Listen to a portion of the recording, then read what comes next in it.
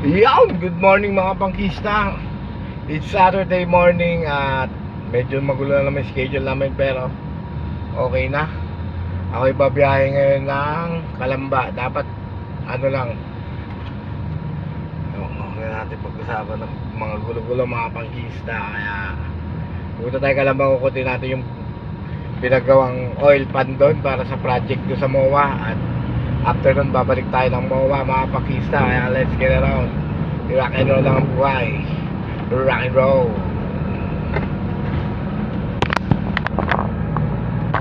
Yan mga pangkista, babiyahin na naman tayo. Pupunta tayo ng Kalamba Yard at kukunin natin yung oil pan doon mga pangkista. Let's get around. Pagkatapos ko diretso tayo ng Project MOA. Alright, let's get around mga pangkista. Samahin nyo ako.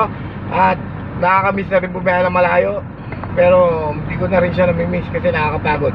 Maganda pa rin doon na tayo sa mga pangkista. Let's get around. Samahan nyo ako sa biyahe ko. Biyaheng Kalamba. I-rock and roll ang buhay. Let's get around. Bawal ang bad vibes. Good vibes lang tayo palagi. Mahalin natin ang trabaho. Huwag kang magpahinga. Magtrabaho ka. Alright! Pangkista, pa-entry na tayo ng SX at magpapalag ulit tayo. Dami ng tao.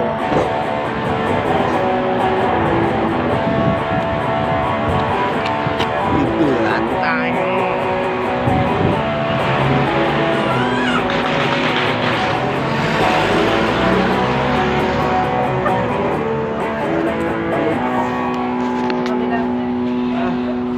Sabi sa loob. Ano yung OR? Ha? Oo. Dito? Alam ko lang.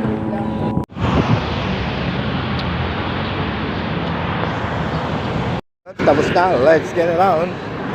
Babuyahin na tayo. Tapos na tayo magpa-load mga kapangkisa.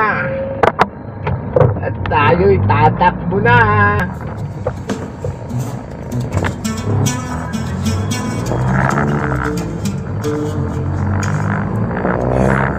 Let's get around.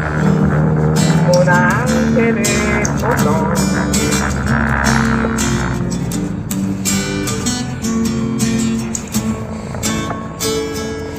Yun, may nagpasaway na naman mga pangkista. Kasya dito tumahan sa may ano. Walang ginagawa, hindi ang bumunganga. Kaya ng kain, di naman kumatapak. Tulog na tulog, di naman lumalaki. May balas pa tayo Lamang, tapos na yung upload. Kailangan. Kaya let's get around mga kapangkista. Kung madarag na siya na hurricane. Ay, lalo si Hurricane. Alright, idol ko. Iyan ako. Lahat na mo siyan. Hindi tayo na nakapanood. Sa imong biyahe.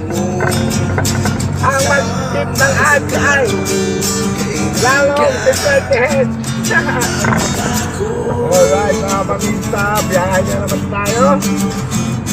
Itong February ng 1st, biyahe natin malayo. Kasi nung January na ano kami dito. February 1st, February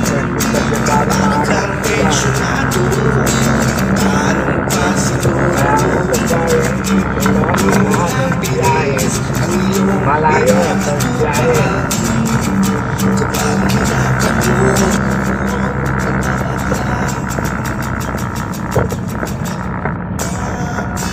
Kaya at para masaya. Huwag tayong malungkot, masaya lang. Huwag tayong magulungan, masaya lang. Huwag tayong mamagyan, masaya lang. Rock and roll, let's get it on.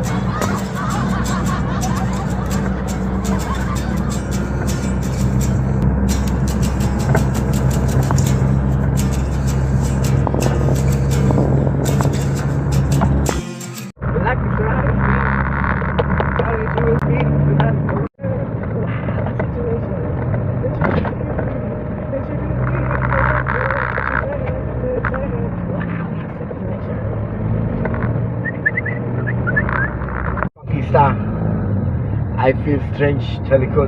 Like this. Parang, diba, yung nakarang vlog ko, sabi nga may nakita daw na nakasakay. Parang may nagbabato-bato ng salamin sa loob. Nagugulat ako. Ano sa palagay niyo mga pangkisa, nandudong kaya siya? Nandudong kaya siya sa likod ko? Yo bro, are you there bro? We are friends bro. Don't make me disgrasya bro. Let's get on bro.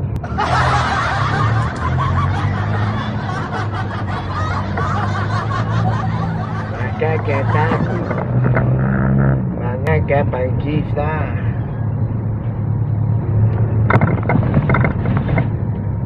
Tingnan nyo mga pangkisa, nakikita nyo naman likod. Pag may nakita kayong tao, sabihin nyo lang at ihinto ko to, tatakbo ako.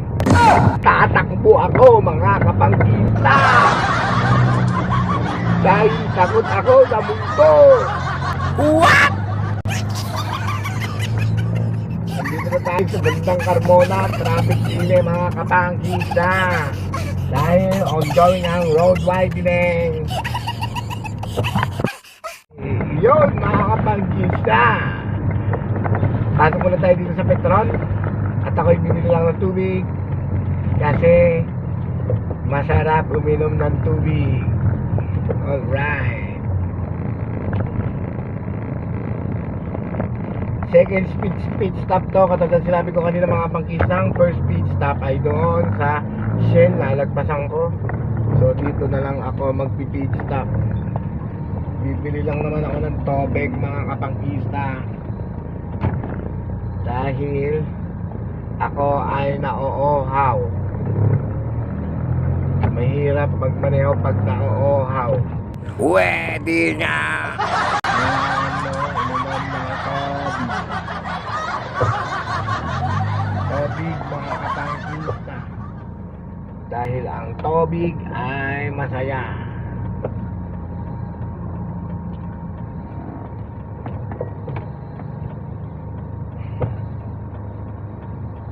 Yun, naghahanap lang tayo mga parkingan. Waiting tayo, waiting.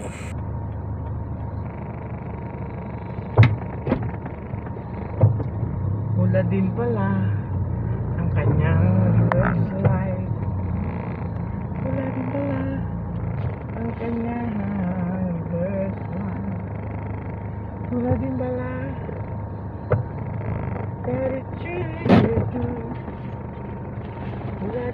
Ayan mga kapangkista, bilang tayo tubig mga apangkista. Mga apangkista. Alright.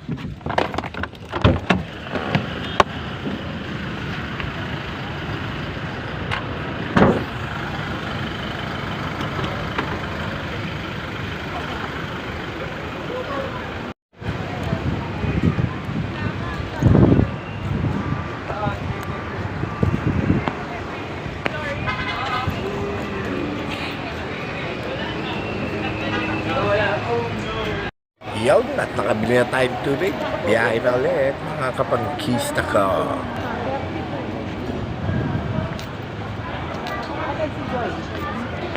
Yung ating sasakyan.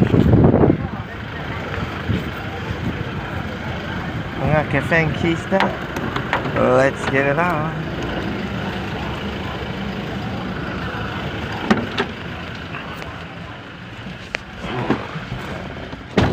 Dahil machonas doon mga kapangkista. Machonas.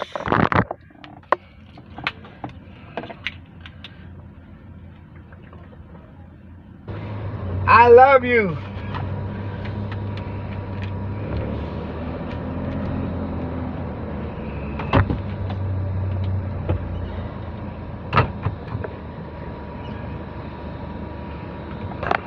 Mga pag-isat na ipsa na ang aking kuhaw.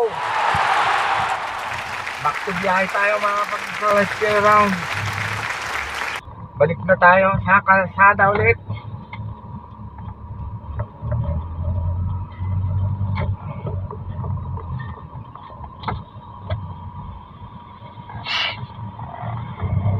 Maramdam na ang kainit pista ng Pilipinas mga kapangkista. The summer is waving. Alright.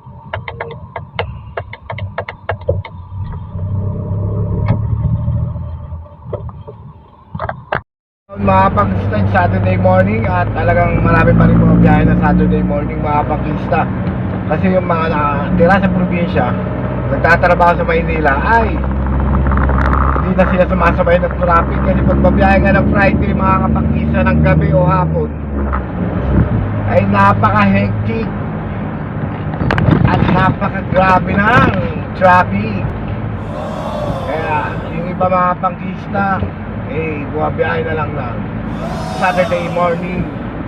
Kaya marami pa rin sakyan mga kapangkista kung yung titignan ng buong kalsada, ang buong highway ng SLEX ay napakarami pa rin sakyan.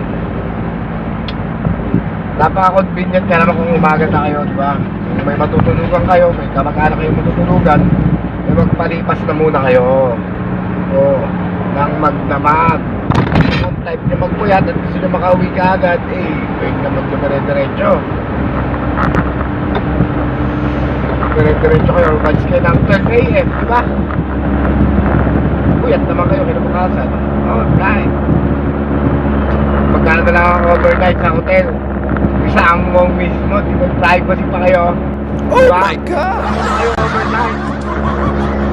Go 6 hours, check-in kayo ng 10. 6 hours. Tapos na 6 hours, labas na kayo. Yun lang yun Kaya sa magpapagod kayo sa traffic kasi pagod na kayo sa trabaho at mapapagod pa kayo sa biyahe. Paano na ang Pilipinas mga kapangkista? Pagod na kayo. Pag pagod kayo umuwi, mainit ulo nyo, papagalitan nyo pa yung anak nyo. Pag napagalitan nyo yung anak nyo, magagahit pa sa'yo yung anak nyo, di ba?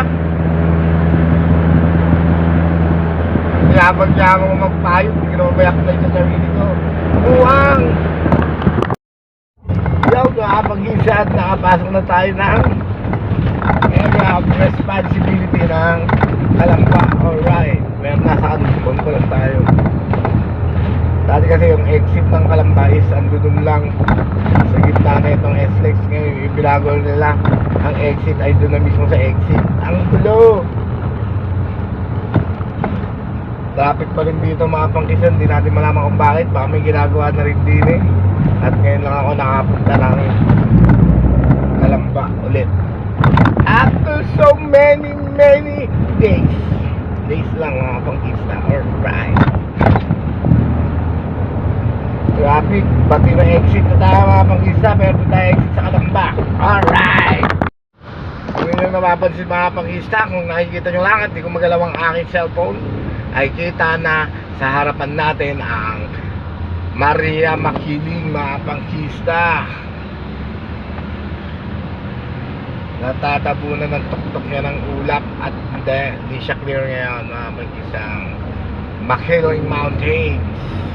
Mountain lang pala kasi mountains kasi marami sila kung sila Makiling. Alright mga pangkista.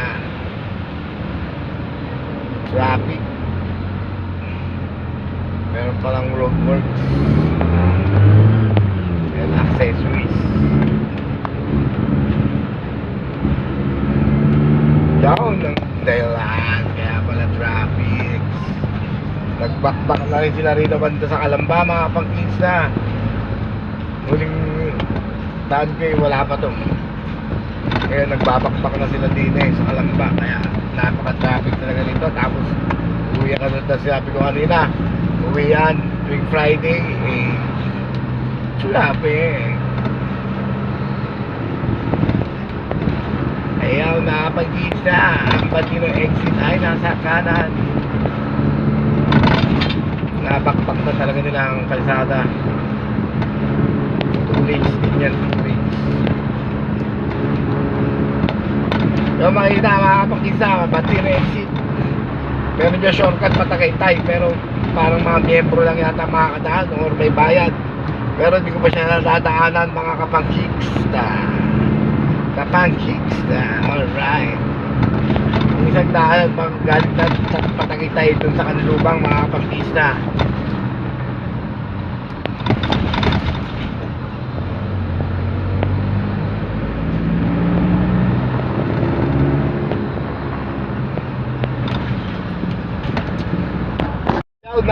Sa Turbina exit pala tayo mga kapagista.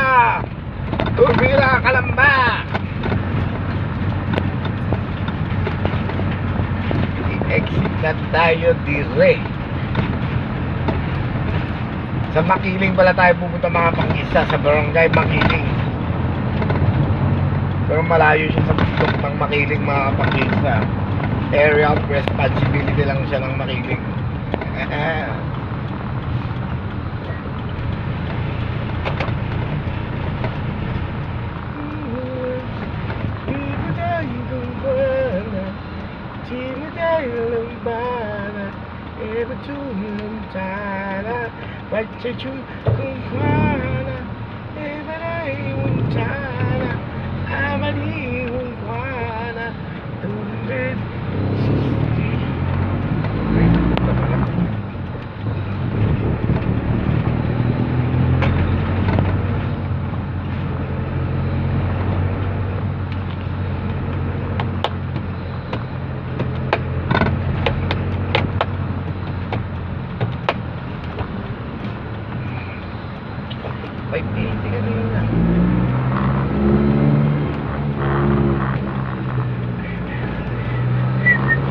Dito yung namin mga pangista.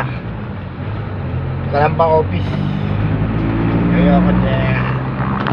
Mga pangista, nasa Gedli natin yung Makiling oh. Diyan tayo pupunta eh. Sa paanan niya. Ay sa bungad lang pala, sa bungad. Bungad ng Makiling. Sa bundok. Alam niya tayo pupunta, sa bungad lang tayo. Eh mga pangista, nakakatakit eh. Baka final destination tayo dito. Hindi na ako overtakes kasi malapit na tayo. Pag final destination tayo. My goodness. Yung mga pag-isa, yung nakasakay pala sa likod ay spatter. Spatter nila kung sasabit pa sa wire o hindi. At paglagpas natin din yung mga pangkisa sa overpass ay kakaliwa na tayo dito sa Petron. Ayan, papunta tayo ng Makiling Yard. Alright, kakanan na tayo din eh. Kakanan na tayo din eh. Kakanan na tayo din eh. Nakita yung bundok mga pangkisa, yung paanan na Makiling eh no.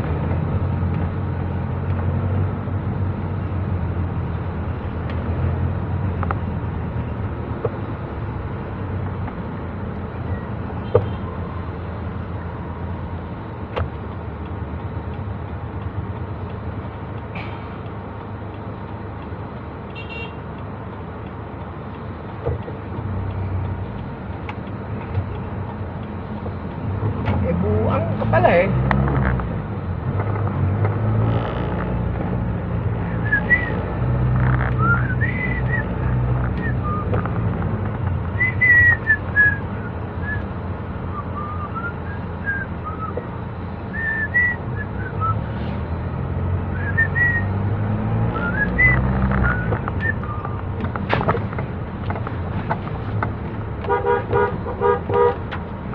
Yun, na-touchdown na tayo dito sa yard Makiling.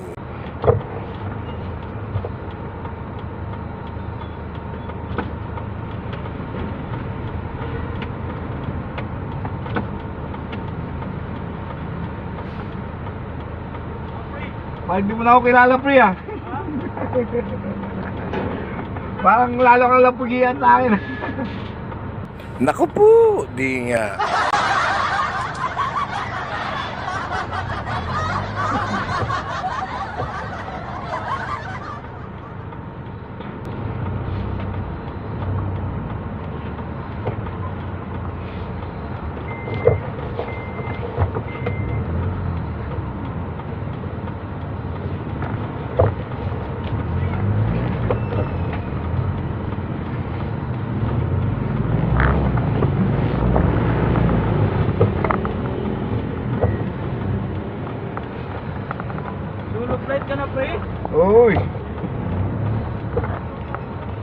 Oops.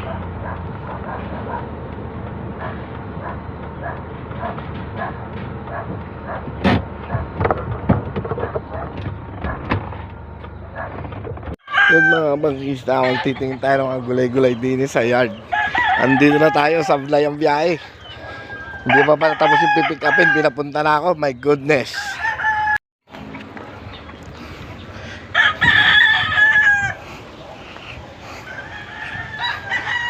Walang mga bunga. Walang mga bunga okra mo, Nong?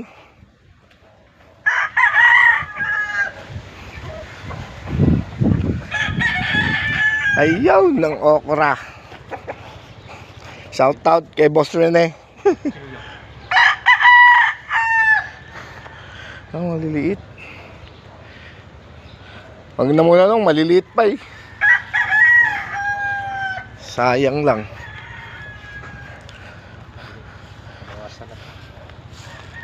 Maliliit pang okra mga kapangkista. Yan ang aming ano rito ngayon. Warehouse man. Si Kuya Rene. Yan, uwi na ako. Palpak lagi ang biyahe ko. Yan mga pangkista, pabalik na tayo. Sablay pa ang punta ko dun. Inutusan ba naman ako, pick upin daw yung oil pan ito. At least dito sa Sablay may na-pick up ako. Ito mga pangkista. Kaso pagdating ko, bumubulyaw na yung welder namin, si Kuya Jojo. Ako pangiti-ngiti lang kasi hindi ko ugali magsasagot sa matatanda. Sabi ko, ba malay ko, inutusan lang ako for pick up na daw yan. Kasasabay si pagdating ko nagagalit, hindi pa nga tapos. Ito, minadali lang. Ang gulo ng Pilipinas mga kapangkista. Ako ay naguguluhan na.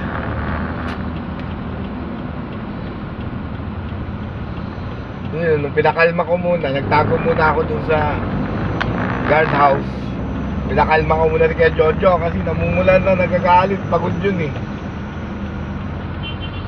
Saan ako lumapit na hintayin ko na lang kung ano daw matapos yun, kaya nakuha ko na to. Iniwan ko pa yung dalawang maliit nun.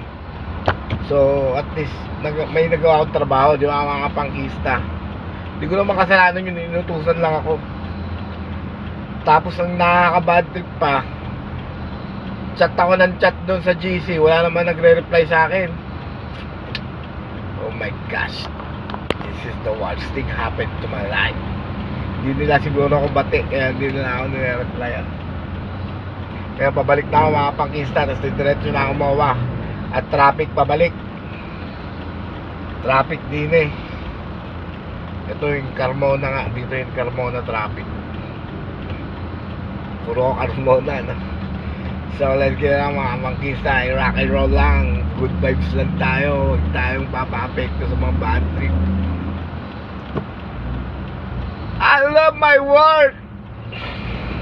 Rock and roll. Yung kalabaw mga kapangkista, pinapaliguan. Alright, you know, pinapaliguan nila yung kalabaw.